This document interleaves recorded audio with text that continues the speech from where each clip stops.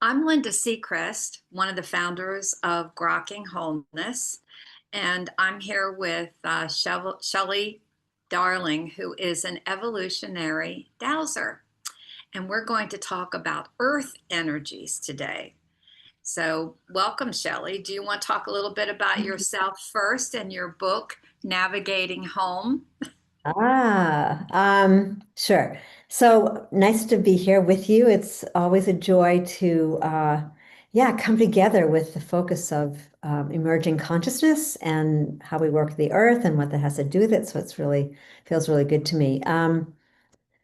Yeah, so I mean, basically, in 2008, life did a major turn as it does to all of us at certain points, and from teaching relationship trainings, primarily working on somatic integration techniques, all of a sudden dowsing came into my life, and I began to realize that there was a relationship that we weren't paying attention to, and that had to do with the earth energies and how those influence our home and our consciousness and the way that we can create without resistance. So little by little, as I began to do more dowsing, I began to realize that really it was almost 60% had to do with our homes, and we were spending all this time sort of working on ourselves, doing that personal growth without taking a look at what these the impact of these energies. So, and from that point, yes, I wrote the first book of, and I can also I can't think of it. I wrote the first book, but the second book that you're talking about, Navigating Home, which was written by, I created in 2015 a consortium. Sorry, Songline of the Heart. All of a sudden just went past me. So, and I created a consortium of people willing to take a look at these earth energies, planetary healers, alchemists, and dowsers, and come together and focus on working together to create a beneficial environment that really supports us in being the fullest expression of our incarnation, what we're here for, and also how groups can maintain resonance, because that was the biggest thing that I was experiencing doing a lot of individual work and working on a global level was that people were like talking over her. Everyone had different ideas, opinions, and how do we actually work with us together as a group, ground our energies, and then focus the plethora of skills that each one of us have to create a whole system health. So yeah, that was a Wow. long way of getting around that. It's a big task, but you know, Yeah.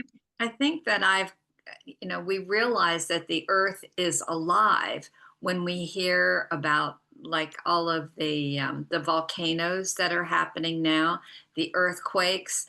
We live here and we don't even realize we're in a spinning planet that's going through the universe. These are many things that we don't see, but we can feel. So we'll talk about ley lines, vortexes, and meridians Mhm. for earth energies. I was doing a little bit of research on that, and I have actually been to two of those spots, Sedona and Glastonbury. So I can attest to when you go into that field that is there, you feel something. It's not anything that you necessarily understand intellectually, but you have your sensories are picking up, your senses are picking up on something. So, anyhow, what do you want to start with?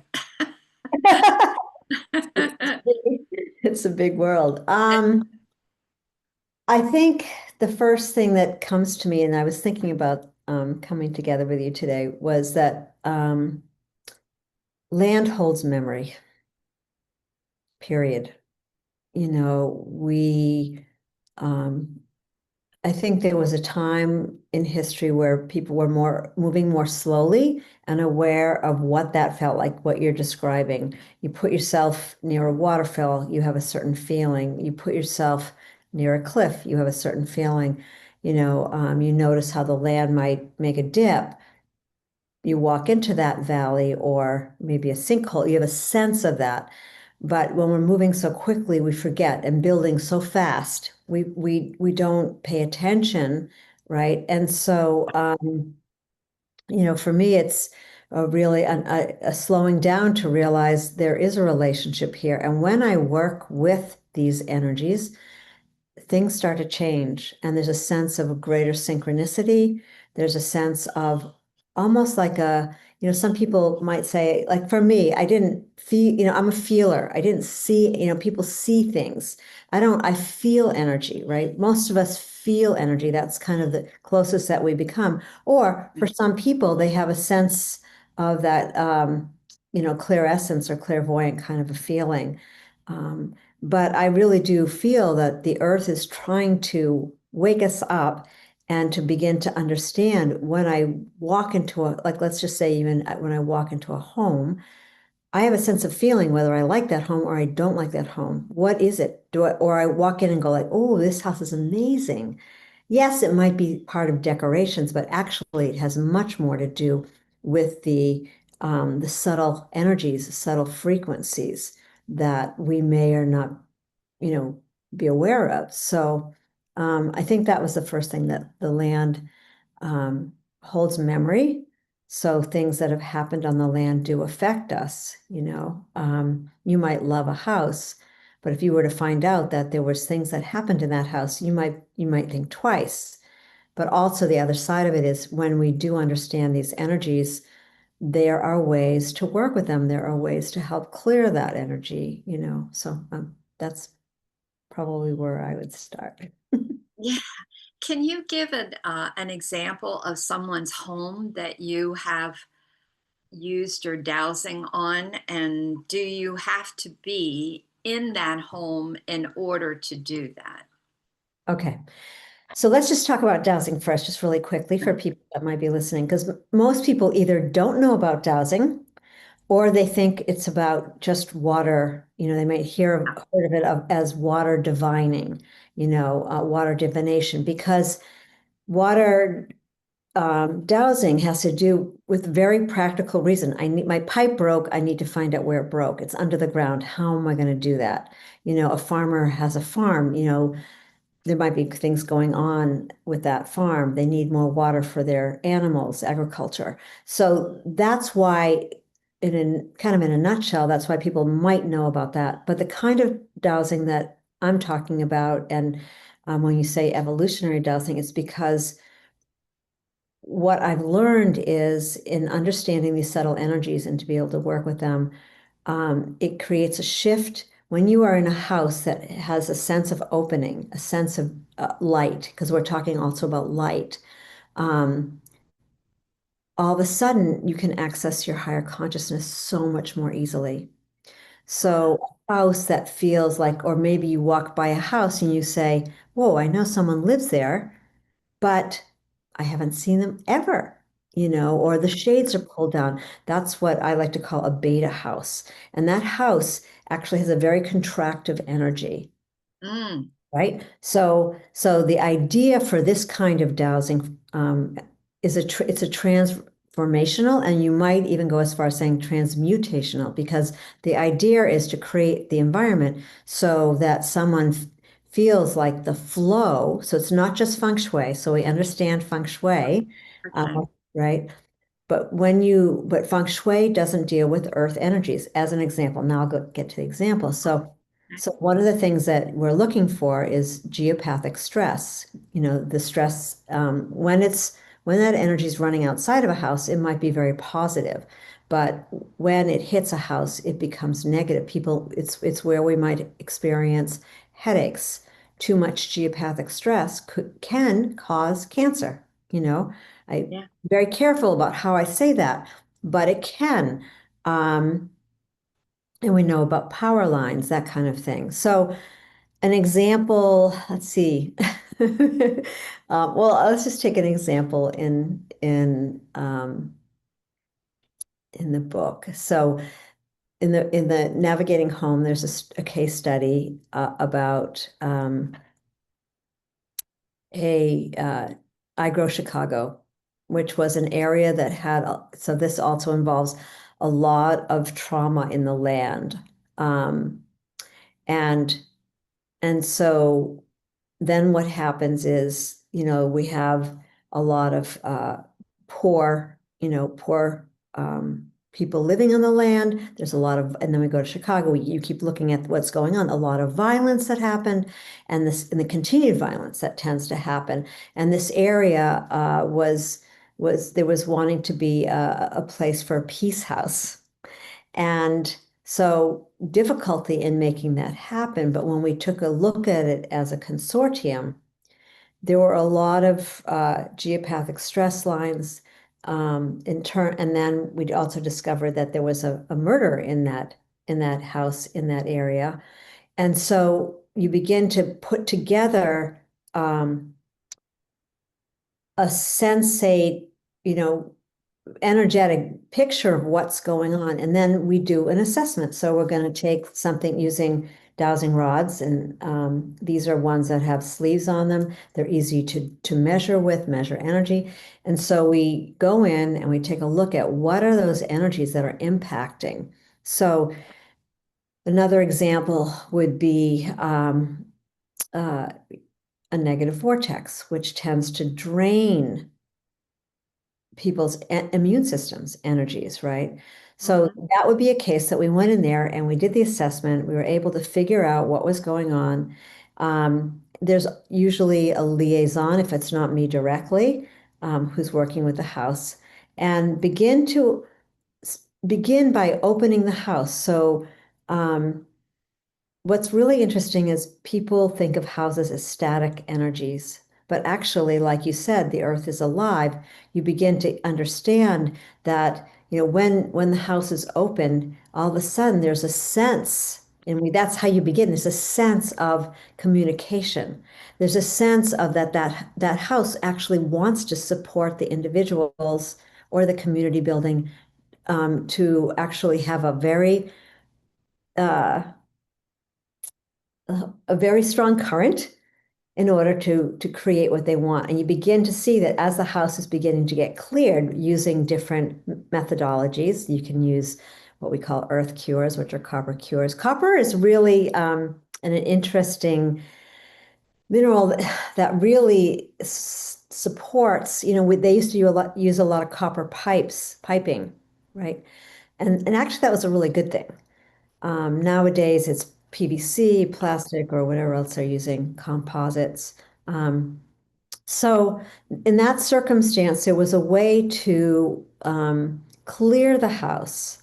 You know, people talk about saging. Well, I sage. Well, you would have to sage every day to create. Uh, You can't. It doesn't, necessarily clear. There are definitely people doing different modalities, but the idea is to create a clearing, a cleansing for that home so that it can function at a high vibration. You can measure the vibration to get it more into like an alpha space, a space that there's light coming in. We understand, like, we can do EKGs, and we can measure that brain wave. Well, houses have waves of frequencies as well. So that might be one example where that place got cleared, and all of a sudden, we found the grandmother tree, and all of a sudden things start happening to the point where that I Grow Chicago became We Grow Chicago, and it evolved into this beautiful space.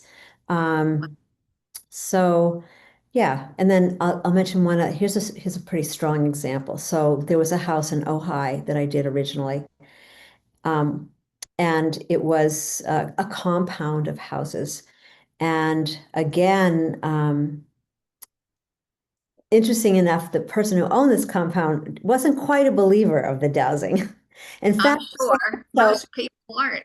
right, in fact, so he told me later he tested me out.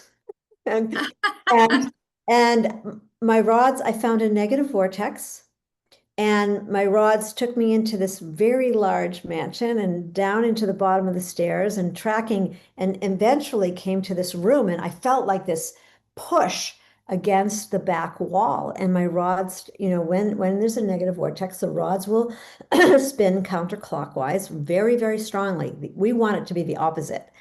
And Okay. I just pushed against the wall and I said, I don't know what's going on here, but this is like really dark energy. And he stood there and then he said to me, I didn't tell you, but this house was owned by the mafia. Behind your back was the room where the mafia would do not so much nice things in that back room. They also was where the money was kept.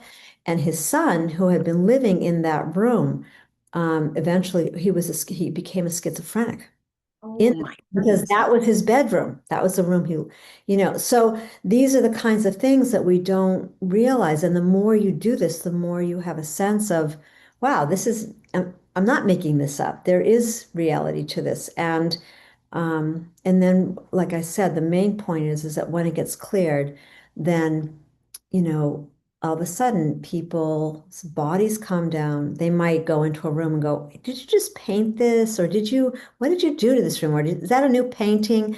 But actually, it's an energy shift. So I think we as a collective are understanding more about energy in relationship to how we feel, what we're sensing, what we're seeing. And yeah. I do think that we're talking about energies anyway. We talk about people who have an energy field. So it makes sense that a house would have, or a room would have, an energy field. So it's just, I'm sure, it's like the person who decided to test you to see if you knew what you were talking about, would have that just kind of little bit of disbelief, but Mhm. let's try it and see if it works. That would be my philosophy anyway. So, Absolutely. what about when you talk about a vortex? How about a ley line or the Earth meridians? Can you talk about those? Yeah. So it's a little tricky talking about ley lines because there's so many different definitions and understandings of ley lines. I've seen maps. I have Okay. seen ley line maps. Right. Yes. So there are ley line maps. And so if we understand already, this is scientifically proven. The Earth has a magnetic field or electromagnetic field around it, within it. What is the Earth doing? The Earth is spinning constantly, Yes. right? In order for the Earth not to something to happen to us, it has to keep a particular spin, and it's called a torus or a toroidal field, right? Um, and so almost like a counter-rotating field, and within that field, there's a center point. And so the Earth has this magnetic field, and it's mappable, really. And so Hamish Miller, who was one of the very famous dowser who discovered the Michael and Mary lines, which he spoke about it. A ley line is a straight line, Yes. from point A to point B. And what we do see is that there are sacred sites along those. And I want to say this is not my expertise, even though I'm a dowser. There are people who really can speak to this. I'm much more focused on the transformational aspect. Um, but think about Australia. They're called song lines. Ah, yes. So song lines, I mean, song lines were understood as energetic lines that, the nodal points were the different tribes and how they communicated in the languages. And they would follow, when you talk about a walkabout, my belief is they're walking the song lines. They know where to go. They know there's a feeling in your feet. What it's all about earthing, right?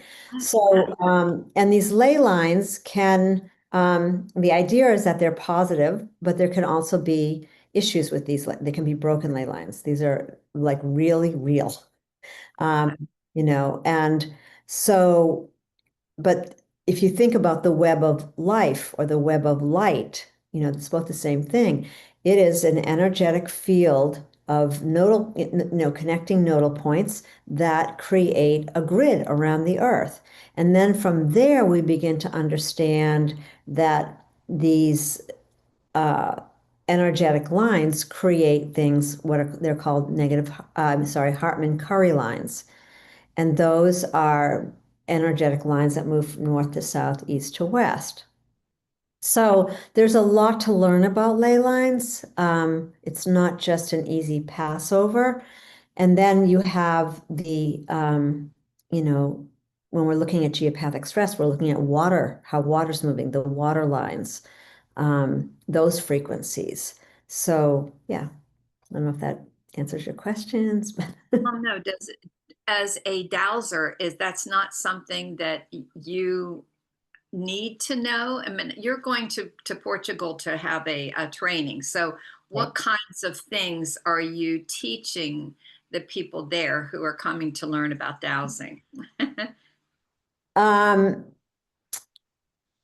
so yes, about the ley lines, but more about our coming back into sacred relationship with the land and the home, and understanding that things, when you begin to understand some of these frequencies. So yes, ley lines I like to call it, like in the book, I stayed away from talking about ley lines. I talk about earth energy lines. It's much easier. Aren't going to get into, one person saying this, the other person saying this. But these earth energy lines are something we want to become aware of. We want to be able to feel. The beauty of the dowsing rods, because people will say you don't need dowsing rods. You absolutely don't. But the beauty of the dowsing rods is that we can see how they're moving. I can track, right? I can track the energy. I can find that water flow. I can ask. So teaching people how to discover where the source of that energy is coming from, because that is really the most important thing.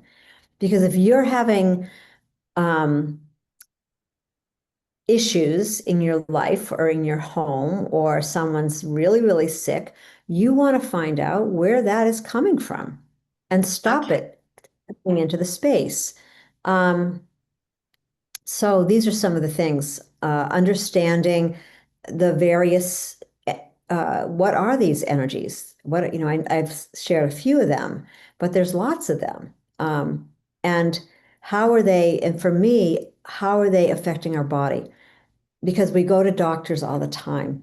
But guess what? What if you could cure one of these, earth energy lines that are causing a problem in your house, and all of a sudden you don't have a headache?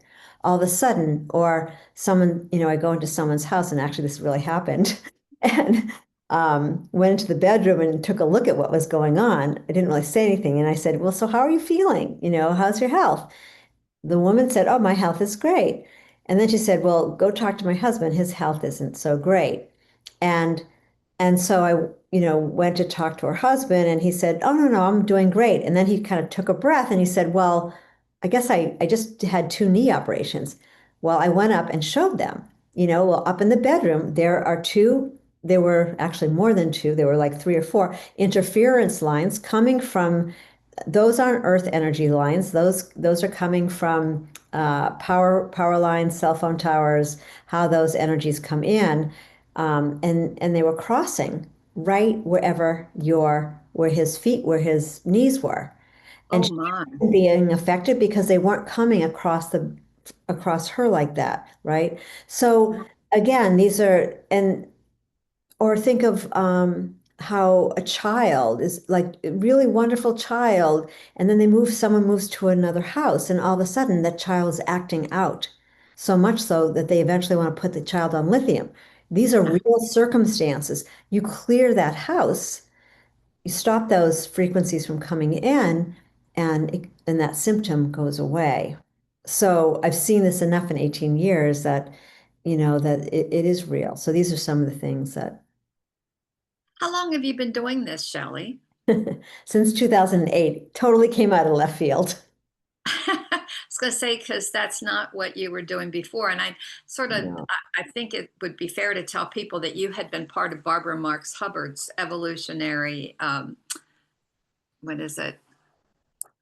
Eh, Conscious evolution. yes, conscious evolution. Yes. Right. And I still read that book. Her book, Conscious Evolution, I can't stay away from it. So, Yeah. So that's actually a big, a big conversation, a big turning point, because I really learned about number one, crisis is part of is an evolutionary driver. You know that we are in a point of time where we have the ability to influence consciousness and be aware of what's happening as we're evolving.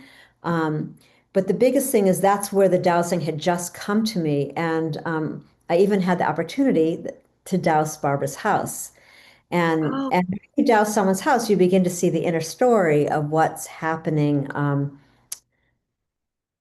Because, as an example, interference lines affect our cognitive thinking. We might be writers and be having writer block if you have interference lines coming into that room, or, so you begin to see the inner story because our stories are, I've never quite said this before, our stories are being held in our homes. yes. Yeah, and our homes, are influencing our stories. We just don't realize that the level. So Barbara Marx Hubbard was really the point of where I was able to connect the somatic work, the personal work, with the dowsing.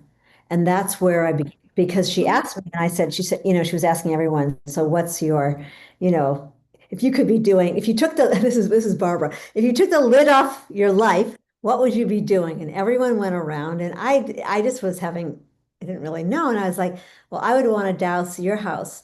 And that's and that was my desire. And I ended up dousing primarily, I would say about 75% of the mentors' houses. Ah, And so as a spiritual leader, we're not aware of how much the house is affecting our ability to get out there or to receive money, or a relationship. It's all sitting.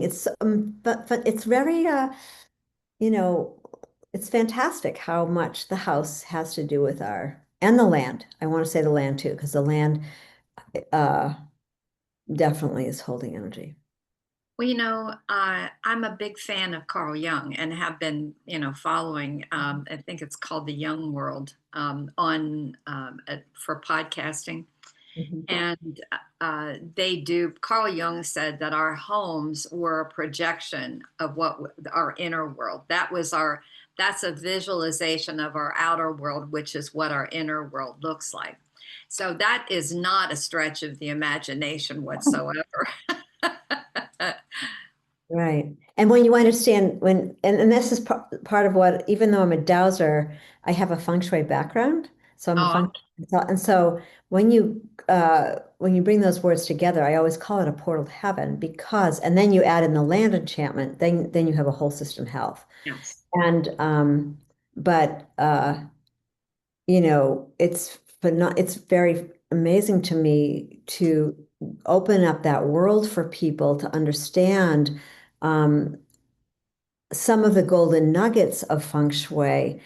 As an example, when you stand outside your house and you look at your house, and we open the house, one of the next things is I like to show people how to feel the energy. It's sitting right there of how anyone would come to your house and walk in. Is there a tree in the way of walking in the front door? Is there bushes that make it contracted? Is there a walkway? Is that, if there's a long walkway and it's going left, right, that's called a birth canal. You want to understand and have a feeling because once you do, so part of the teaching in Portugal or any is giving people a feeling of what it feels like to feel that chi. So it's called, Ah, flowing, right? okay. So if you consider the front door as the door to your heart, and if even if any of us, if we're doing any kind of service, right, we want that energetic exchange. Wow, wow, thank you for doing this. And then they hand you the check and it's direct, it's clear, it's uplifting. And that is what we want from our homes, from our lives. And that's why this type of dowsing opens that doorway to understand, well, I opened the front door and I hit a wall. Oh, no wonder why money isn't flowing in my life. Hello. So you want to begin to understand, and people don't ever look at the same their houses or their land the same way, because for me it's giving that transmission so that they can anyone can look at a house and no wonder why I had those feelings, and all of a sudden cognitively it all makes sense, and then you take your life from that point, and we can be really in service with each other because I mean, to me, this is, you and I know we talk a lot about whole systems health, and Right. this has been a missing piece for people understanding, I mean, they might have a sense of, oh, I'm living next to a graveyard. That could be an issue, or oh, there was a battle on this land. That could be an issue, or even enslavement. That's just something. So Portugal was the center of it, was really the beginning of enslavement. And that's where Oh, the ship yeah. left, right?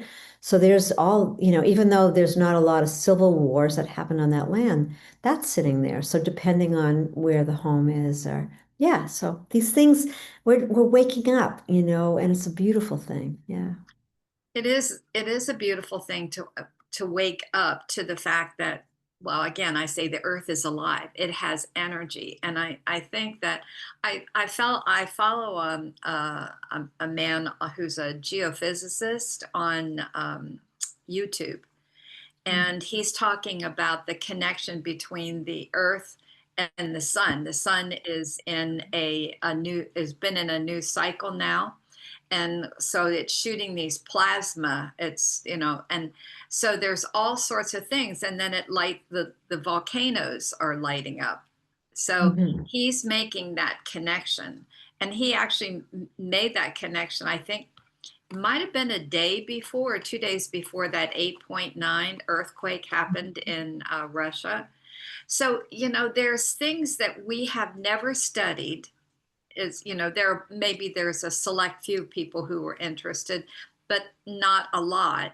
So we don't know about that's part of our humanity, is to be able to understand that.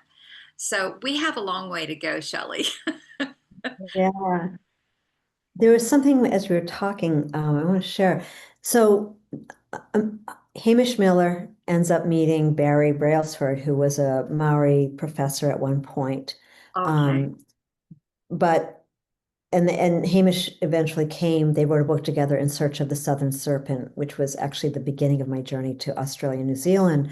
But what I wanted to share is, so like you said in the beginning, we're people are becoming very aware that of the chakra system, or it's measurable. I can take my rods and I can tell you, show you how you're feeling.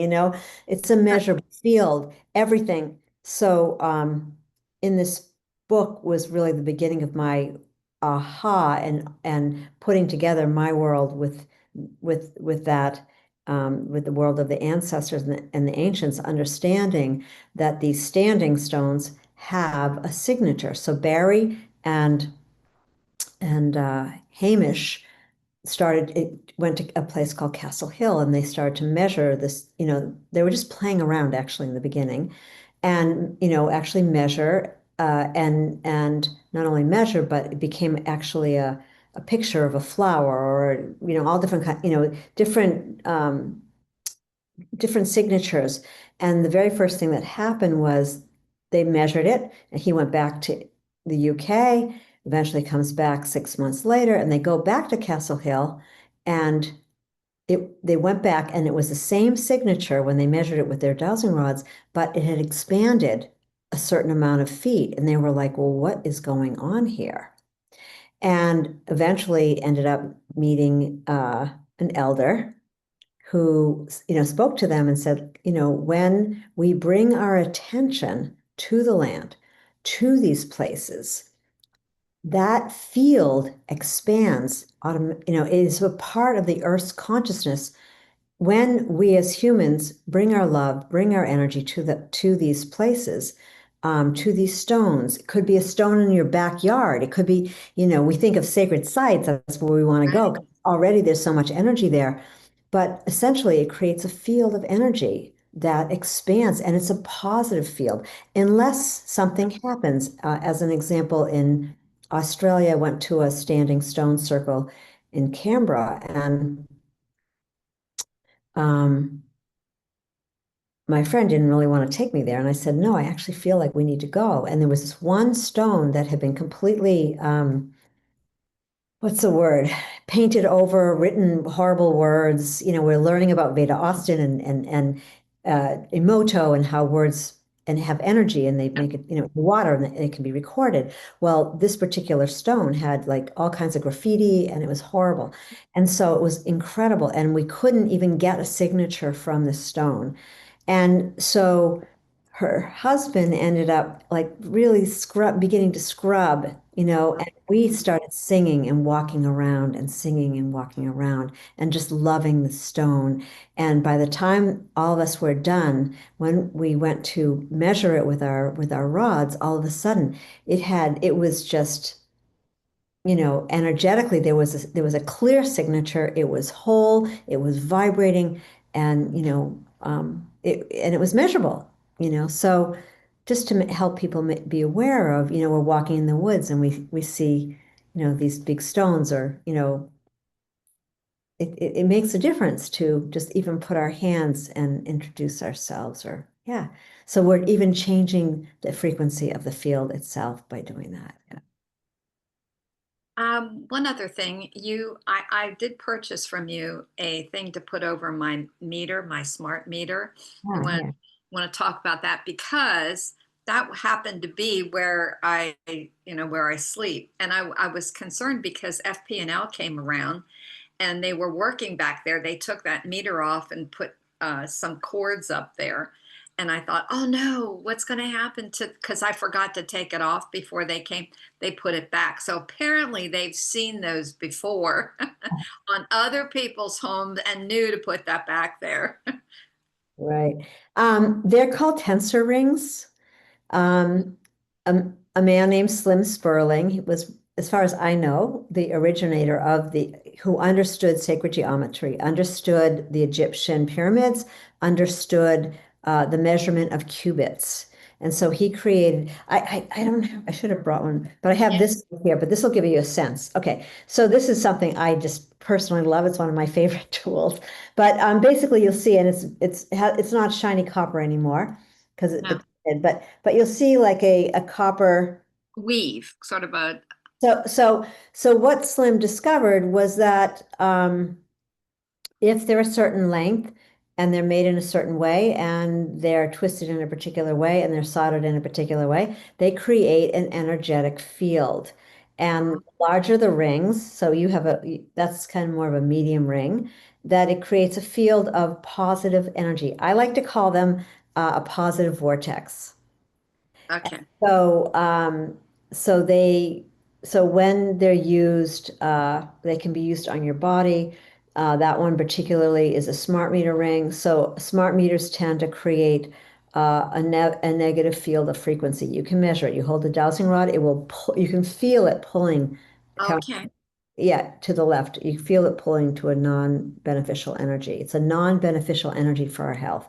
So by one of the things, like by putting a ring on that smart meter, it creates a positive field of energy. Now, some people would really have a hard time with what I'm saying, um, and understandably, because even meters, those, all the EMF meters will not pick that up, that it's changed, but our bodies can pick it up. People's headaches will stop. I mean, this is, Yeah.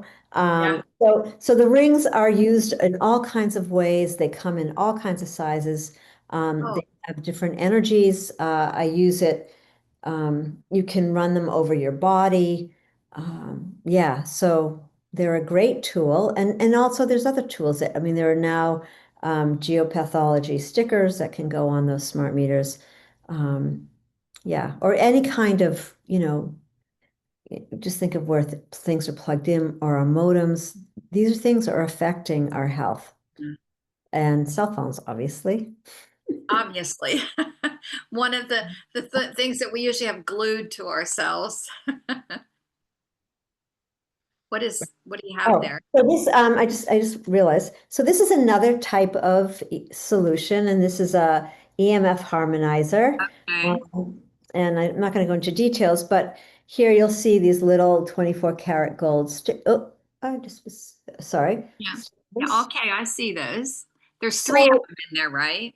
yeah, so it just helps to reduce the EMF stress and that's caused in the body. So, there are all various tools. The rings were the very first one, and I still stand by the rings. But there are certain new solutions that we can put in our houses that will automatically shift and stop the geopathic stress from coming in. We might have to do other things, but the geopathic stress, what I noticed was if you cleared negative vortexes and geopathic stress in someone's home, immediately, all of a sudden, like I said, they can access much more of themselves. Their bodies relax. Certain energy lines cause anxiety and nervous system issues. So these are the things that I want people to know so that they, can actually sense it in somebody else's house, or, it's a way to pass on that it is ancient wisdom. And it is meets the evolutionary consciousness because we're becoming hypersensitive to these energies, and we're not knowing what's making us sick. So it's empowering to understand, the ley lines. And I just remembered a really good ley line story for you. Okay. Good. Do you want to tell Want it? to hear it? Yeah. Okay, yeah, sure. No, this isn't because I was trying to think of, like, I'm really careful about talking about ley lines just because there's so much, you know, conflict of what they are and how they affect us. But this is a true story. Went to Australia. I was invited to teach dowsing at, it was actually called Starseed. People can look it up. And the man who owned it was internationally known. He was a plant medicine person. And this land had a lot going on there, a lot of events, a lot of growing of plant medicines. Um, and I went to teach on the very first day. I walked into this sort of open building and I started to teach. And I had a whiteboard to my right and I was standing on the left. And I started teaching. And then I went to the other side to use the whiteboard. And I could not pull a thought. This is bizarre. I could not pull a thought from my consciousness completely. I couldn't think straight. And I'm like, what is going on here? Walked over to the left. I was totally fine. Walked over to the right. Some people thought it was geopathic stress, but I knew, no, this is something more. And that night, I was on my way home and I was so, going, what is going on in this place? And I put my feet in the ocean, and sometimes water is the most amazing communicator. All of a sudden, I went, oh my God, there's a broken ley line on this land. Oh. I called, he was in South Africa, called him up. We talked. He said, yeah, something's been going on there. I've had all these different healers. And I'm like, it's not healed. And long story short, I was invited to go get some ochre from a hidden place on some land, and I went back the next day and realized that when they had separated, actually broke up the land to make two properties, they Uh-huh. had cut off an ancient song line into a very ancestral place, and um, and I knew exactly what to do. And I'm not going to describe that here, but I took care of it and and then went back and it was completely fine. That didn't happen anymore. So a broken ley line is really important because sometimes they are ancestral lines and they were a place where the ancients would convene and walk. And this just happened to be very sacred land. Um, and after that, and also once you begin to douse, then the energies start to rearrange themselves. And people who are in resonance with a higher frequency will stay. Others may end up having to leave because either they're not ready to transform or um, or they're in resist, and they're in resistance of that energy. Because the idea with dowsing is yes, you're clearing the whatever is in resistance, but then also the land can now, like you said, it's alive. It can now flourish. It can now thrive. It can move into its highest um, you know, vibration. And you can also, with the land enchantment, the land whispering, you can start to ask, and we want to ask the land, our properties, what is it that this land is wanting from us? And that opens another whole gateway. So that was a big story, but I think it was really relevant to what you asked me in the beginning. Yeah. Yes, it was. Well, Yeah. I think we covered a lot. Is there anything, is there anything else you would like to add? Obviously, we could have other conversations about this. When is your Portugal class Right. taking place? So the Portugal trip is November 1st to the 11th. Somehow it fit into this amazing sacred geometry, 11/1 to 11/11. And we do have, there's just a few spaces left. We started with only deciding to take 10 as a first trip. We wanted to see because really the focus is on copper and what the earth wants to teach us. What does the copper want to teach us as human beings in regards to the sacred sound bowls and the dowsing? Yeah, so that, and actually at 12 o'clock, if people want to join, I'm doing a sort of an intimate preview with Gabriella and Heather about this particular trip and what it is and what it involves and the logistics. Um, Do you have yeah. any classes online for people to take or? I right now, because I spent, a long time working with the consortium for the second Yes, books, I do and know. I actually stopped doing a lot of teaching because this was taking so much of my energy. So I will teach online if people have a group. I'm happy to teach. I do teach one-on-one. I do dowsing remotely. I mean, it all happens. What you can do is go to evolutionarydowsing.com or shelleydarling.com, and you'll end up in the same place and you can learn. So yeah, so I can teach online. I don't have anything right this minute because we're working on the November. Okay. And I just need a little break after I'm sure working. you do. If people have a group, like I do presentations, I think that's really the beginning thing is to help people wake up and do a short free presentation. But I will be doing something in the beginning of the year, so I'm looking at what that is.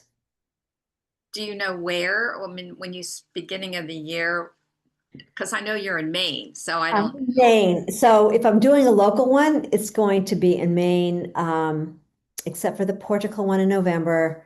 And then I'll be doing it in Maine. I thought I was going to do one here in September. It's possible I might still, but primarily I'm going to focus on the Portugal one. So yeah, but it's for me, it's about invitation. So if somebody really feels like, wow, I really want to learn and this is where I am, and if I get a group of, whatever, six or more people together, I'm happy to come and All teach. right.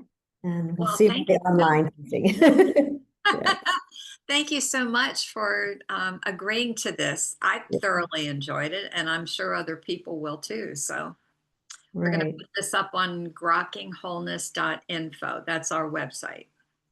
Thank you, Linda, so much. Yeah, and I just invite people to have a free consultation and we can go from there from what as it builds. If the field builds and there's enough people, I'll teach remotely. It's easy. I enjoy it. Thank you.